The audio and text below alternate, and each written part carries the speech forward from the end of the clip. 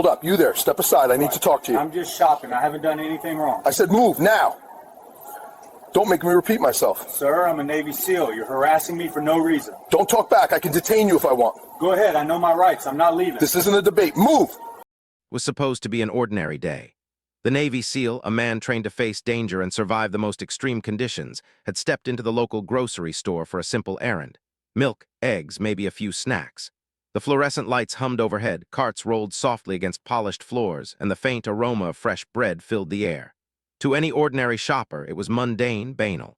But in those first few seconds, the bodycam footage would reveal how quickly routine can unravel.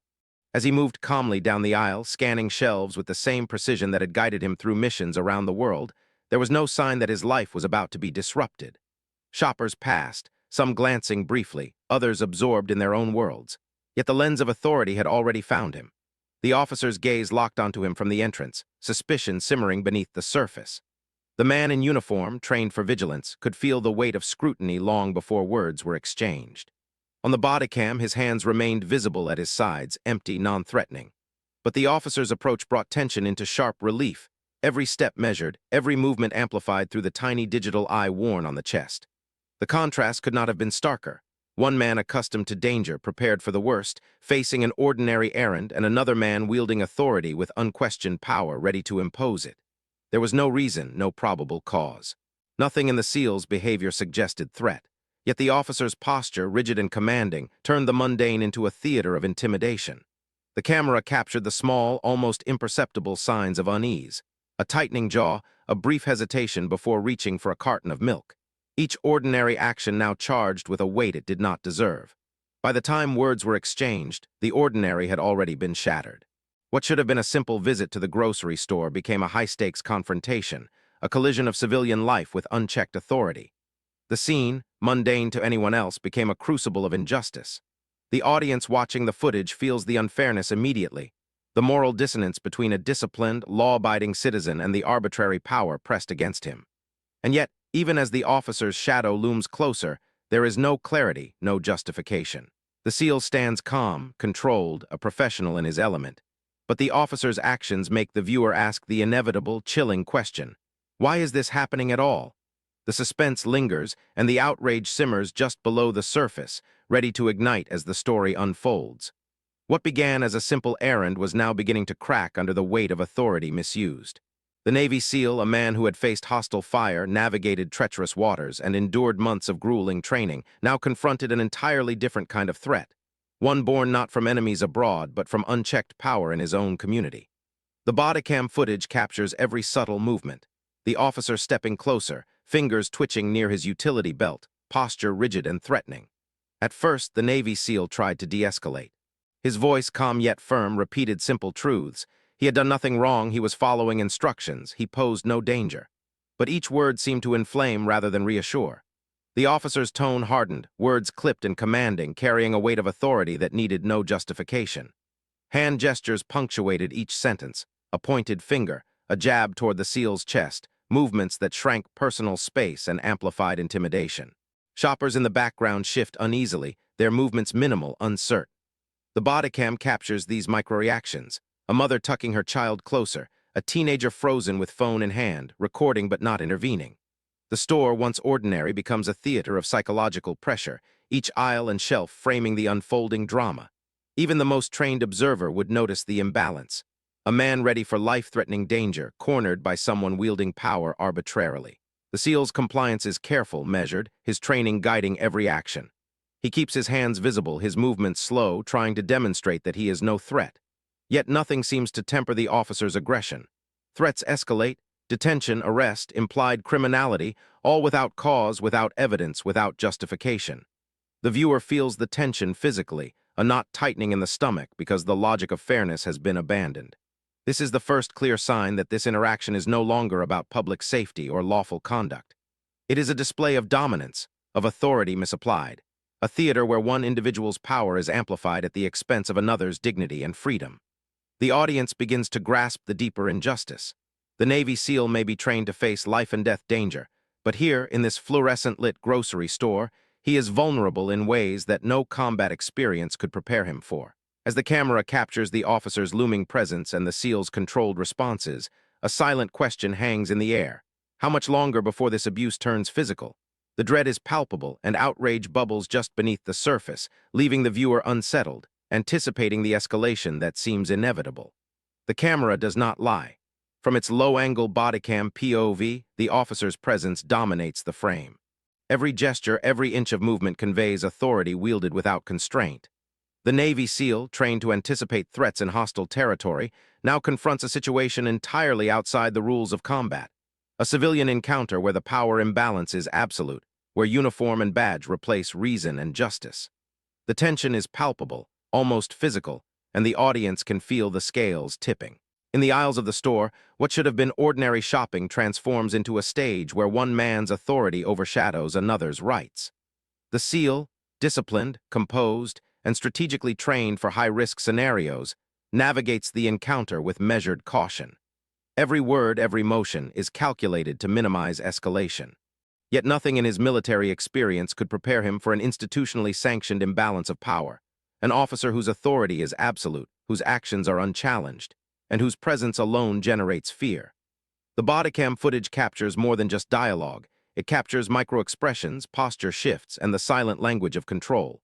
The officer steps closer than necessary, his hand lingering near the radio, eyes narrowing, voice sharp and insistent. The SEAL's movements remain deliberate, his breathing controlled, his gaze unwavering. But tension radiates in the slightest flinch, the brief tightening of his shoulders, a soldier forced into civilian vulnerability. This is the paradox of power. Training and discipline matter little when the system itself enforces inequality. Every shopper and employee around them is a silent witness. Their hesitation, their avoidance, amplifies the imbalance. The institution, represented by the officer, exerts dominance not through evidence, procedure, or reason, but by the mere performance of authority. It is here, in these mundane, fluorescent-lit aisles, that systemic bias, racial or otherwise, finds a quiet, insidious stage. The SEAL is isolated not by distance, but by design. One individual empowered, the other constrained by law and circumstance. Narration guides the audience to consider the cruel irony. A man trained for the chaos of war now faces the unpredictable theater of civil injustice. His instincts, honed for life-threatening danger, are tested against rules that bend in favor of the powerful. Each pause in the interaction, each word spoken by the officer, reinforces the imbalance, making clear that compliance or calm does not guarantee safety. By the end of this chapter, the audience recognizes the moral stakes. The confrontation is not about right or wrong in a legal sense. It is a microcosm of systemic failure, a stark demonstration of how unchecked authority can impose fear and enforce subjugation. The bodycam footage does more than document. It indicts. Viewers are left with an unmistakable question burning in the mind. How can a society allow such disparity of power to dictate the fate of an innocent individual? Suspense lingers, outrage simmers, and the story teeters on the edge of escalation. The fluorescent lights of the grocery store flicker faintly as shoppers pause mid-step, their attention drawn to the confrontation unfolding before them. The Navy SEAL, disciplined and composed, remains calm, but the tension in the air is unmistakable. The bodycam captures the subtle reactions of those around. A mother gripping her child's hand a little tighter, a teenager frozen with phone in hand, hesitant to record, uncertain whether intervention is safe or even allowed. Every motion, every word from the officer amplifies the unease. He steps closer to the SEAL, gestures sharp and pointed, his voice rising with authority and impatience.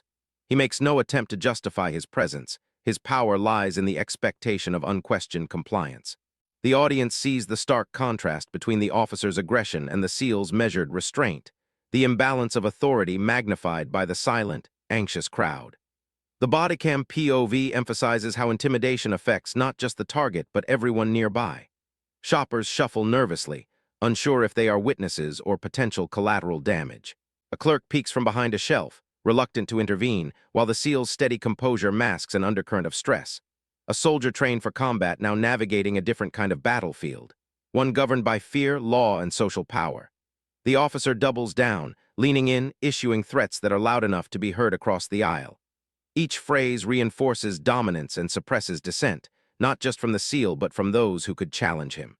The crowd absorbs the tension, their silence a reflection of societal complicity, a reminder that when authority acts unchecked, observers are often powerless to stop injustice. The psychological toll is visible. Even trained minds can falter under prolonged intimidation. The SEAL's jaw tightens, eyes flicker with controlled frustration, and every movement must be calculated to avoid misinterpretation. The audience feels it, a sense of dread, a moral outrage that grows with each passing second. As the confrontation continues, the scene lingers in the viewer's mind, an ordinary grocery store transformed into a crucible of fear, injustice, and helpless observation. The lingering question is unavoidable. Why do witnesses hesitate, and what does that say about the system that allows this to happen? The suspense mounts. The moral reckoning begins. The bodycam captures every calculated movement, every subtle shift in posture. As the officer steps closer to the Navy SEAL, his authority no longer merely implied but weaponized. Words become sharper, more pointed, designed to intimidate rather than communicate. "I can arrest you," he says, loud enough for nearby shoppers to hear, as if the threat itself could substitute for evidence. Each syllable carries the weight of unchecked power, bending the law to the will of a single individual. The SEAL, trained for life-threatening encounters across the globe, now faces an entirely different battlefield, one ruled by arbitrary authority. His calm voice repeats facts, rights, and assurances, yet they bounce off the officer's aggression like ricochets in an empty hall. The bodycam footage captures the micro-moments of tension, tightened fists, a controlled inhale, the brief flicker of frustration in the SEAL's eyes. Even someone experienced in high-risk scenarios cannot entirely ignore the creeping sense of injustice that accompanies unlawful threats. Around them, the crowd shifts, silent witnesses to escalating abuse. Shoppers instinctively recoil, unsure how to react, the social weight of authority compelling submission even among those who recognize wrongdoing. The store, previously a mundane space, now feels like a stage where law, morality, and intimidation collide. Every camera angle, every recorded second highlights the imbalance, one man's rights suspended by another man's unchecked power. Narration guides the audience to consider the legal implications. The officer has no clear probable cause, no articulated suspicion beyond personal bias, yet he wields threats as if they were fact. This is not just intimidation. It is a violation of civil liberty, a demonstration of how authority can be distorted and misapplied. The audience is positioned to see the gap between lawful enforcement and abuse, to recognize the chilling effect this has not only on the SEAL but on all observers. As the officer leans closer, the SEAL maintains composure, his body still controlled, but every breath measured, every gesture deliberate. The tension is almost unbearable. Viewers feel it tighten around them like a vice. The threat of detention hangs in the air, unsubstantiated yet potent, forcing the audience to confront the stark reality. Courage and discipline alone cannot neutralize the systemic misuse of power. The chapter closes on a moment of suspended escalation, the officer's shadow looming over the SEAL, the crowd frozen, the law bending beneath intimidation. The moral judgment is unavoidable. Authority has crossed its line. Suspense lingers, outrage simmers, and the story is far from over. As the confrontation drags on, the bodycam continues to record every detail, capturing not only the interactions between the officer and the Navy SEAL, but the silent responses of the surrounding environment. Store employees glance nervously at each other, their movements hesitant, their eyes betraying discomfort yet remaining firmly in the background. Security cameras mounted on the ceiling quietly record the events, indifferent witnesses to the unfolding injustice, a silent reminder that systems often observe without intervening. The officer's threats, intimidation, and aggression continue unabated. Each word and gesture is amplified by the lack of accountability around him. No manager steps forward. No security personnel confront his overreach. The institution, represented in this instance by a chain of passive witnesses, functions more as an enabler than a protector. The audience is forced to confront the irony. Technology meant to safeguard accountability, security cameras, store protocols, becomes mere documentation of wrongdoing, failing to prevent harm in real time. Meanwhile, the Navy SEAL's restraint is remarkable. Trained to face hostile environments and life-threatening scenarios, he now endures an entirely different kind of psychological warfare. The bodycam captures the smallest indicators of stress: tightened jaw, a brief tension in his shoulders, a controlled inhale. It is a reminder that power can be abused not only through overt force, but also through the strategic deployment of fear and silence. The onlooker's inaction underscores a societal truth. Ordinary people, when confronted with institutional authority, often defer, hesitant to question, unwilling to challenge. Their silence becomes complicity, magnifying the power imbalance. The narrative guides the audience to consider the broader implications. This is not just one officer acting alone. It is a system that cultivates protection of authority at the expense of justice. By this point, the moral outrage becomes undeniable. The Navy SEAL remains calm, professional, and law-abiding, yet he is isolated in a sea of indifference. The audience feels the tension acutely, recognizing the systemic failure. Unchecked power combined with institutional silence leaves vulnerable individuals exposed, and the tools designed to safeguard society are often neutralized by passivity. Chapter closes with a chilling visual. The officer's shadow looms over the SEAL, bystanders frozen in inaction, security cameras silently observing, all captured on bodycam. Suspense lingers as viewers are left to consider the consequences of this silence, the injustice of complicity, and the unsettling truth. When authority is protected at all costs, the innocent can be trapped with nowhere to turn. The officer's behavior, once subtle in its intimidation, now becomes overt and unmistakable. His tone sharpens, movements rigid and commanding, gestures pointed and aggressive. The bodycam footage records every inch of his approach, every flash of impatience, every subtle power play designed to dominate the Navy SEAL. For viewers, it becomes increasingly clear that this is not a singular incident. It is part of a pattern, a character flaw reinforced by the cloak of authority. The SEAL remains composed, every action measured, every breath controlled. Years of rigorous training in high-stress environments guide him through this civilian confrontation. Yet even for someone conditioned to handle danger, the psychological toll is evident. The audience begins to perceive the stark moral contrast. One man restrained by ethics and law, the other emboldened by unchecked authority and a history of misconduct. Narration draws the audience into context. Internal reports, previous complaints, or minor disciplinary actions surface in subtle detail. Perhaps this officer had a reputation for confrontational behavior, aggressive enforcement, or incidents where his authority was questioned but ultimately unpunished. Each revelation frames the confrontation not as an isolated lapse, but as the latest chapter in a series of abuses. The villain's identity solidifies in the viewer's mind. Meanwhile, the bodycam captures micro-expressions that reveal the officer's mindset. A smirk when asserting dominance, a furrowed brow when challenged, eyes flickering with impatience. The SEAL's responses are deliberate, calm, and restrained, creating a visual and moral polarity that cannot be ignored. The audience begins to empathize fully with the victim and recoil from the officer, sensing the imbalance of justice in real time. The crowd's silence magnifies the effect. Bystanders, employees, and passers-by watch as a man's authority is exercised not in service of law or safety, but as a weapon against someone vulnerable. Every camera angle, every recorded second reinforces a critical truth. Power alone does not make justice, and character, good or bad, shapes the impact of that power profoundly. The chapter closes with a stark moment. The officer leans in, issuing another thinly veiled threat, while the SEAL stands unwavering. The moral lines are clear, the villain unmistakable, and the audience's outrage is cemented. One man's courage and restraint are tested against another man's history of unchecked authority, and viewers are left to grapple with the question, how many times has this pattern repeated before this day?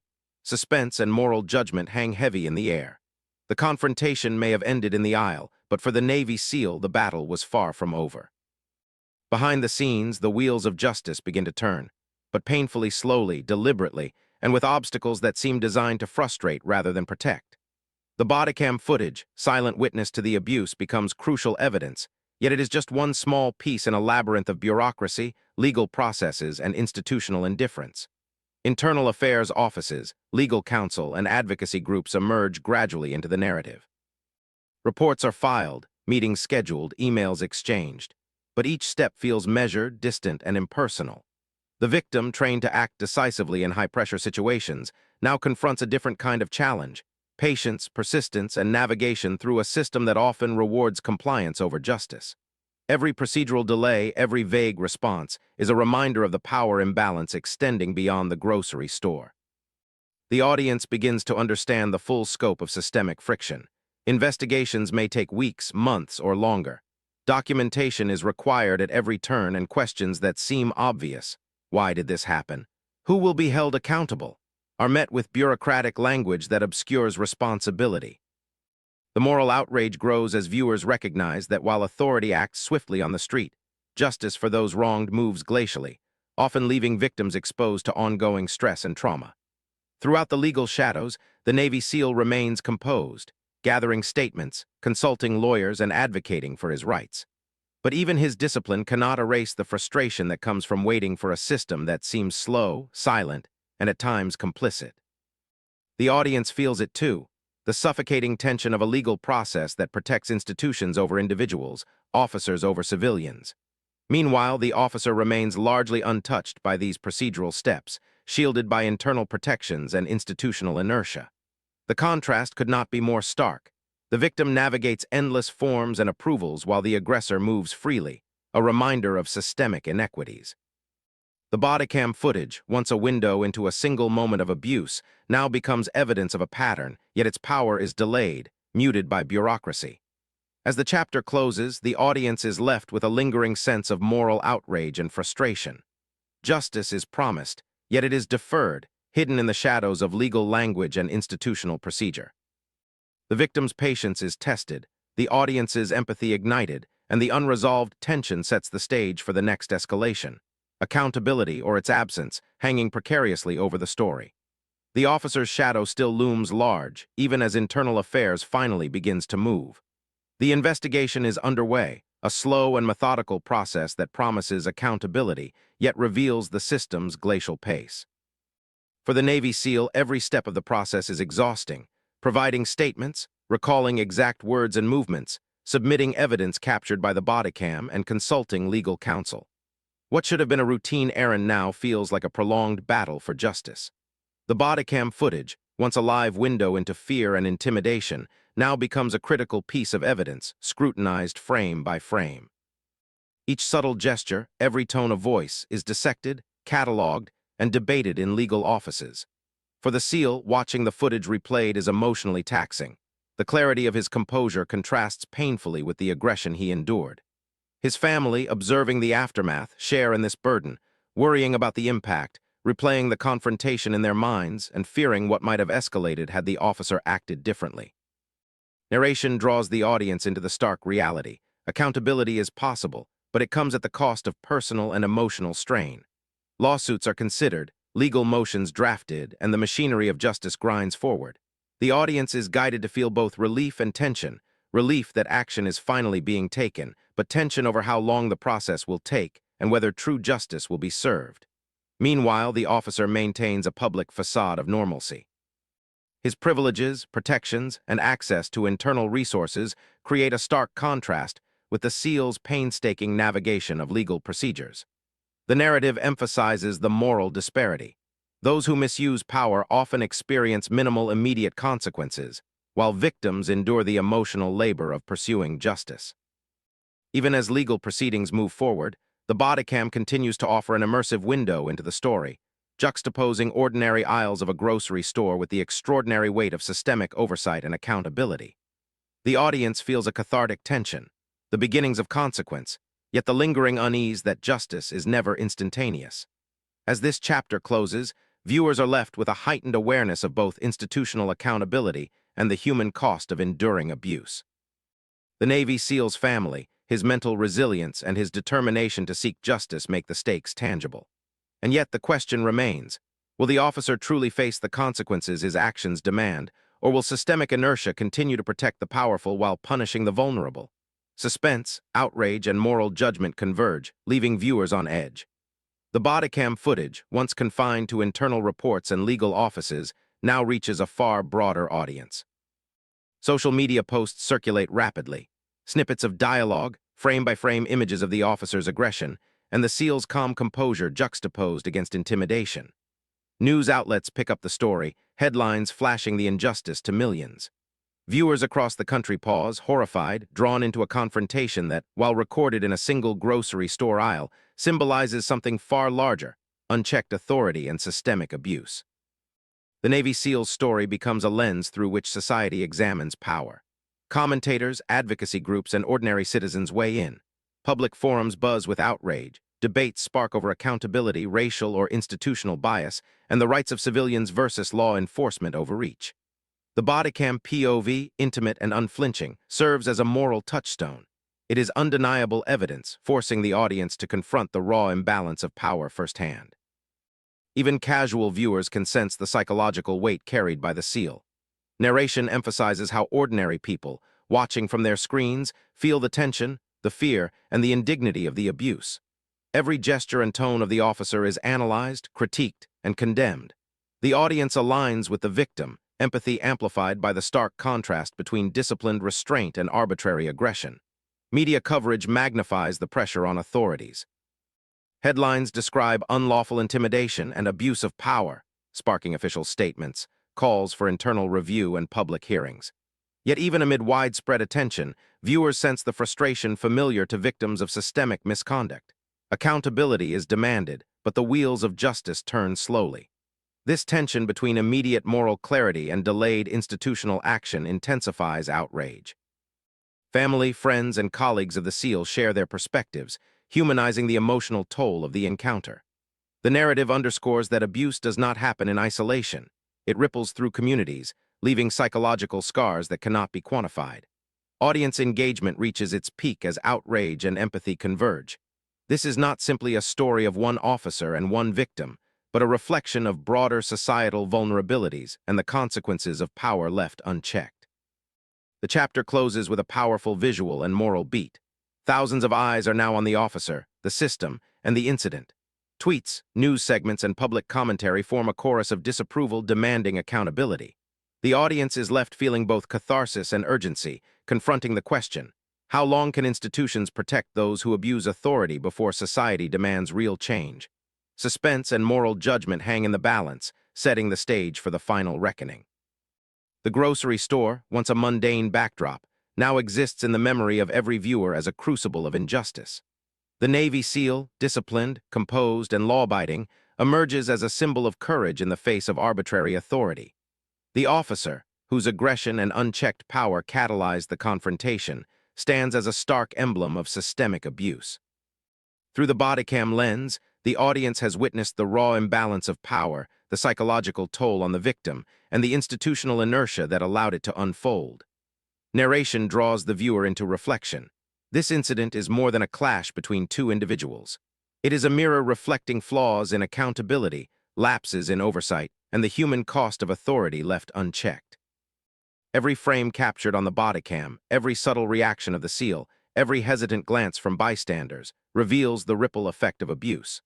The psychological trauma extends beyond the immediate victim, touching family, colleagues, and society at large.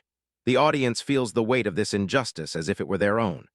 As investigations continue, lawsuits loom, and public attention intensifies, the narrative forces moral judgment. Who bears responsibility and who is complicit? The officer's past misconduct, pattern of intimidation, and the institutional protections that shield him stand in stark contrast to the SEAL's restraint, patience, and unwavering adherence to his rights. The audience is left to confront the uncomfortable truth. Courage alone does not guarantee justice. The system's flaws can leave victims exposed, even when the evidence is undeniable. The story's final act shifts toward broader implications. It is not enough for one individual to face consequences. Society itself must reckon with systemic failures. Institutional silence, bureaucratic delay, and the protective mechanisms that preserve authority over fairness all demand scrutiny. The narrative guides the viewer to recognize that moral outrage must translate into accountability, reform, and vigilance. The SEAL's ordeal, captured in stark clarity, serves as both warning and call to action.